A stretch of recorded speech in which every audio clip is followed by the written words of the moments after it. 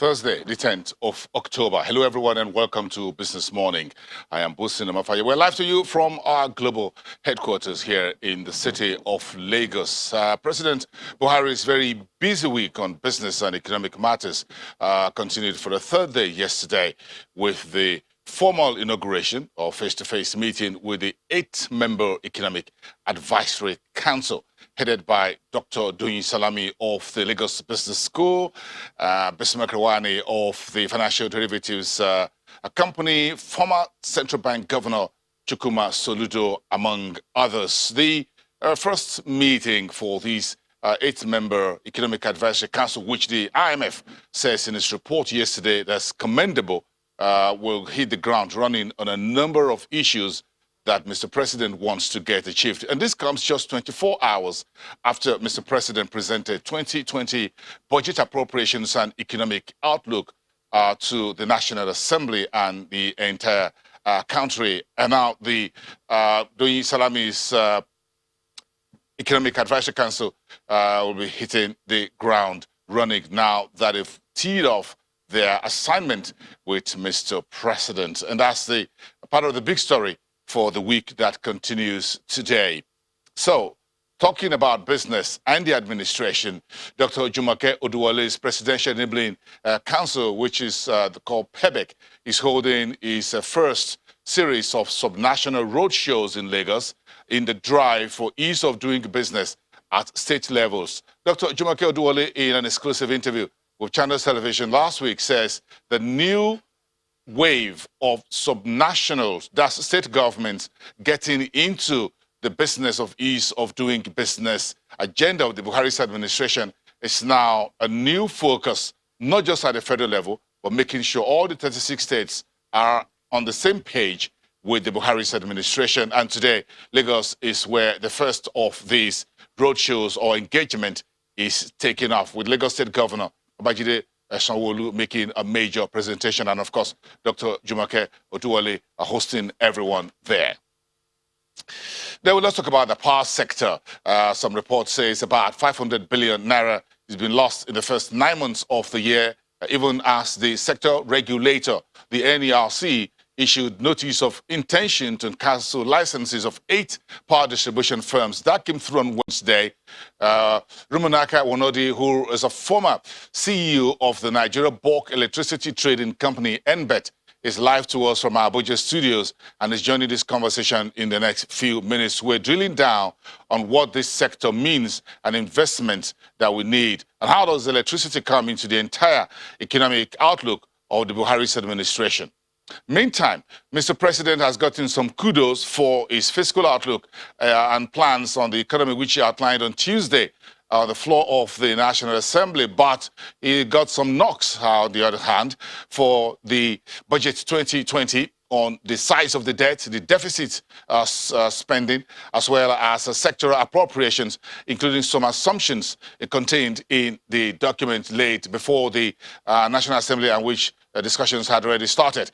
Yesterday, the Lagos Chamber of Commerce and Industry issued a 2-page document saying, yes, the key assumptions are realistic as put forward by Mr. President on Tuesday, but the Chamber doubts the exchange rate of 305 naira to $1, believes that debt servicing and recurrent expenditure accounting for 90% or 7.33 trillion of total revenue estimate deems Nigeria's hope for an impactful investment in infrastructure. The flip side of that was what Mr. President talked about, the finance bill, which will incentivize investment in infrastructure. So it's a bit of a lot to unpack there for analysts, and everyone is still warming over that. The LCCI, however, welcomes Mr. President's outlook on state-owned enterprises, better revenue and remittances to the government, the single window, which Mr. President says will be expanded for trade facilitation, and that's if you're in the maritime business, including the new finance bill, which has 5 broad objectives, then the proposed executive petroleum industry bill.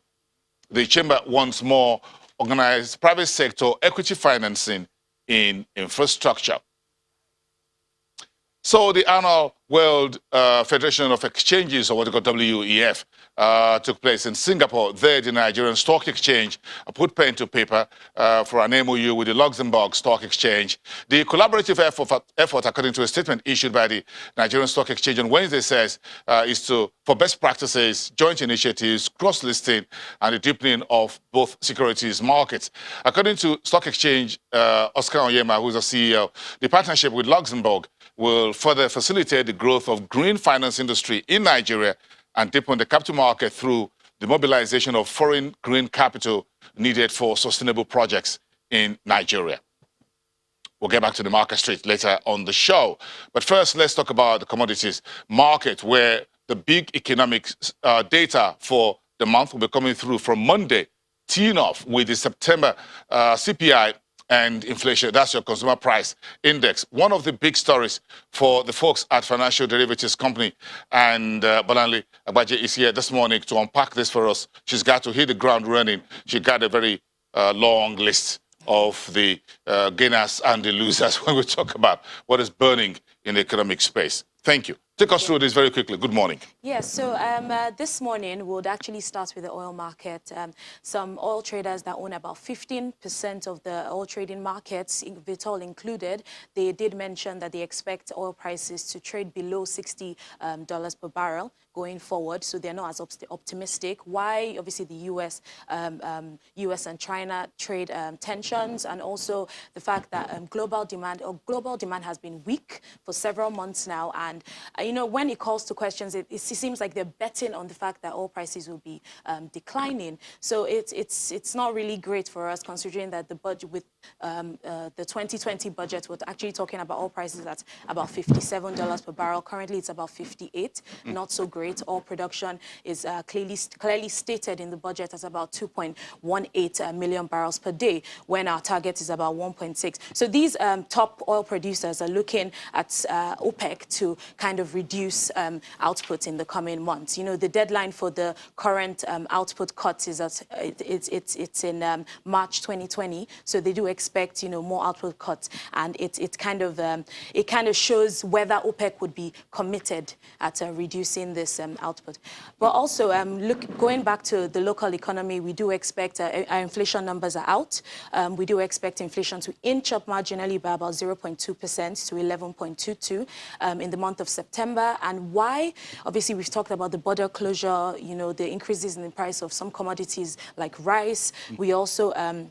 We've also seen some other commodities increase prices in the short term as well. And we don't have any, you know, deadline with this border closure. So that's to impact food prices in the short term. We also expect, you know, the seasonal effect to play in inflation numbers. And it also calls to questions whether this declining trend of inflation is over. You know, that's a burning question in the minds of... But again, the central bank, the Monetary Policy Committee, the last meeting says, look, there's a need for everyone to watch, yes. which was in September 19 and 20. Say everyone need to watch because inflation will go a bit higher. That will be consistent. Yes, with the MPC. Yes, it will be, and also it calls. You know, we've mentioned at some point about the issue of stagflation, a case where you have stagnant growth and high inflation numbers. So there's a risk of the economy moving into that direction, and it obviously calls question what the MPC would do. They'll probably switch from this accommodative... At the last meeting for the year.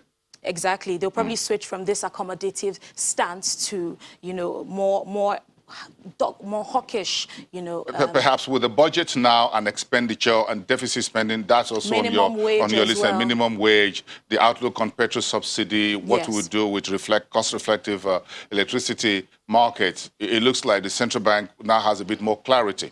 Yes, as to what its monetary policy outlook should be. Yeah, it's also a dilemma for them, because when you talk to, you know, the regular consumers within the economy, they are not, you know, their aggregate demand is not as high as what they expect it to be. So I think the MPC would actually look at how to balance, you know, the inflation trend and also try to boost growth at the same time. So if we go back to the oil price and our outlook for in the budget and even beyond, is all again back to the global geopolitical issues around trade talks, we're all optimistic that today will be a very good day, as it were, for Beijing and China to get back to talk. Yes. But it doesn't look like that yet. Well, it doesn't look like that because I mentioned earlier that, they are not talking about the main, issues. They're talking about the smaller, issues within the trade Little talks. bit of pieces. Yes, little bit. So they're not actually hitting the nail on the head. $250 billion is the big story, it's the big elephant in the room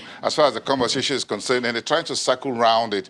Everyone is trying to gauge what the President Trump will perhaps tweet or say before they can move forward. So no one is really sure. But we shouldn't sit back and expect, good news to come out of this so soon, because I think the American economy is going to be, they're really serious about making sure that they protect the economy America first. Yes. So so we should be prepared for a long trade fight or trade should. imbalance. Yes, we should. And it goes back to our budget 2020 as well, which is also part of the burning issues. The government obviously calls it a job creation budget. But when you look at it, when compared to the 2019 budget, in nominal terms, this has increased by about 2.8%.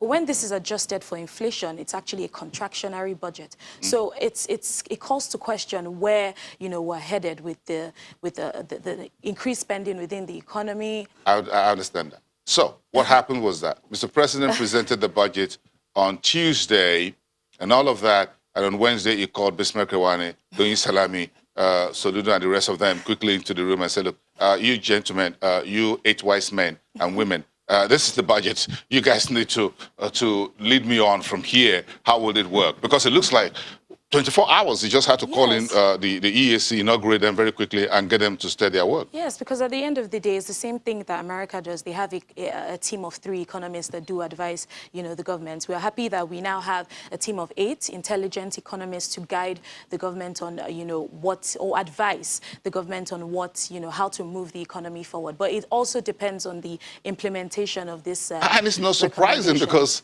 yesterday, South Africa also inaugurated his own economic advisory council. President Ramaphosa, just about the same time President Buhari was doing ours in Abuja. South Africa also put his own, because these are 2 biggest economies in Africa, and these are not very easy times for these 2 giant economies in Africa. They're not. We've always said that, whatever goes on within the global economy, the emerging markets usually face it the hardest. So obviously, the fact that we've not, tried to settle the infrastructural debt, we've not tried to push the economy forward regarding infrastructure spending and infrastructure boosting. Unemployment is currently about 23%. So, creating more jobs and all that to push the economy, we don't expect to. And then this has been another week in which we find a number of sound bites from the IMF, from the World Bank, from the OECD, and everyone saying, look, we need to watch it in sub-Saharan Africa.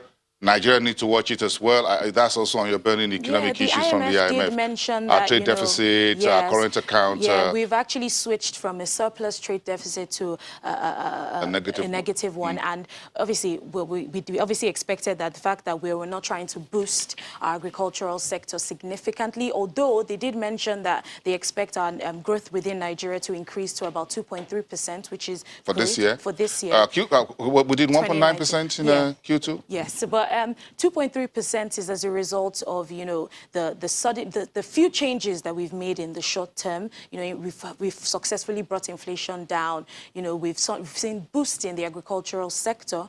We've come here times without number to talk about new ventures. It seems like, most of these investors are actually, taking advantage of it. So they talk about that, but they also specifically mention that there needs to be a power sector reform, because these are the key sectors that would actually boost sustainable growth within agriculture, lending to SMEs, yes. Building a 22 billion creative industrial park in Igamu in Lagos. You need electricity. You do. For it. You do. You can do nothing. You're just blinking in the dark at the fine lady, as the saying goes. She doesn't see you. You're the only one who knows what you're doing until she sees you in the light.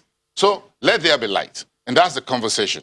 When we talk about electricity, and in just a second, let's bring on Rumunaka Wonodi, who is a former Managing Director, Chief Executive Officer of Nigeria Bulk Electricity Trading Company, in particular the pioneer. Then he's now a founder and CEO of ZKJ Energy partners. Thank you so much, Rumunaka, for coming through from our Abuja studios. This is your conversation here, which Bolani was just talking about when it comes to electricity. The first statement in the Bible, as it were, is let there be light. So, but we don't have light. Now, how do we move on to read the rest of the scriptures, whatever it is, if we don't have light? Thank you, Bosin. Good morning. Yes, it's a very challenging, the economy will always be very challenged if we do not have electricity power to power the industries. But I think we're here looking at what has just happened this week, the news that broke about NERC threatening to cancel the licenses of distribution companies that it has considered are erring and not meeting their obligations within the market. So that's where we are yes, today. A quick one, Rumunaka, and my apologies there. We'll get to that very quickly. We just want to look at where we are at the moment from what FDC has brought in this morning. We'll just go to that page. When we look at the power sector, average power output, gas constraints, and all of that, and the narrow equivalent of what we are losing. Back to Bolanle here at the headquarters studios. We want to put this back up on screen. I want Rumunaka to also see that as well. Can we just push that up? What does that tell us about where we are right now?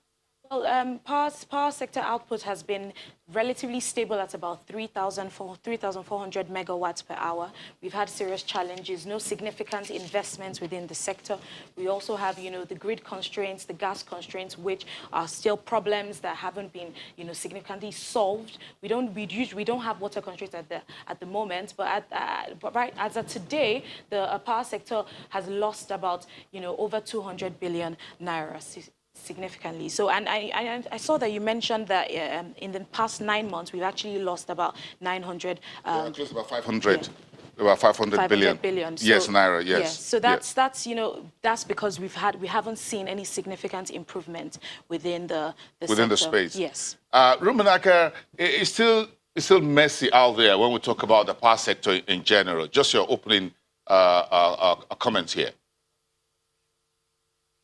Well, yes, it's still very challenged. And a few of the things that you just referred to, the fact that we face constraints with gas supply, that there are constraints in the distribution and the transmission space. And then, of course, people are not paying the tariff and there is a low collection. It's all about, the reform seems to be falling apart. But, the pieces are there and they can be put together. I remain very optimistic about that. It's just that parties need to work very hard and diligently towards a common goal. Okay, Rumunaka, you and I have a bit of a longer conversation after the break. Hold on there, Rumunaka from Abuja studios. But when we talk about this, we want to do a lot in the oil sector and the agri sector, and then we're dealing with our partial border closure. As you said earlier, it doesn't look like the initial 28 hours or 24 or 28 days, which was planned, will be there. It looks like it's a long drawn. Yes. And reports coming through, even from the outside, shows that Nigeria, our folks in neighboring West Africa, Benin Republic, are beginning to feel the heat of what President Buhari is doing. Yes, because obviously there's less business for them when it comes to selling to Nigerian customers. So, but it's a great initiative. It's obviously painful in the short term, but I think over time we'll actually readjust ourselves, produce more within the economy, start to consume. At some point when you feel like you cannot afford, what's coming from other countries outside, you'll be forced to consume what you have, and you find out that it's actually not as bad as, because as much as some people feel like Nigerian products are not as or the quality of Nigerian products is not as high compared to the international. I disagree. It's also like a mindset. I don't think so. Yes. It's a mindset of many Nigerians. So I'm not saying it's the case, but I'm just saying that mindset is playing into what the consumer space and consumer decisions. So this kind of the way the government is actually forcing Nigerians to consume more indigenous products is actually. And when we do this, what happens is that the productive end, the manufacturing end, gets better. It gets better. There's more business for them within the country. Yeah. They can produce more, and they can also employ more workers. Exactly. Yes. And there comes creativity and innovation. Exactly. So it's a positive multiplier. Who says practice speak perfect? If we keep practicing this, we'll get better. Yes. We'll get better at it. Thank you so much for you. coming. You need to put some energy into whatever else you're doing for the rest of the day. Bolanle Agbaje, a member of the economic think tank at Financial Derivatives Company. Rubenaka, one of the former CEO at Nigeria Bulk Electricity Trading Company, NBET, is live to us from Abuja studios. We have a bigger conversation about the NERC notice on, when was that? Need to check this. Yesterday. This is it. We just get that. It's a 2-page, a little bit of that there. I don't want that to cover my face. This is it. It's all about the sins of these 8 discos, which NERC says there's a notice to withdraw their licenses. Abuja, Benin, Enugu, Ikeja, Kaduna, Kano, Port Harcourt, and Yola. What did they do? We'll come back after the break. Talk about that.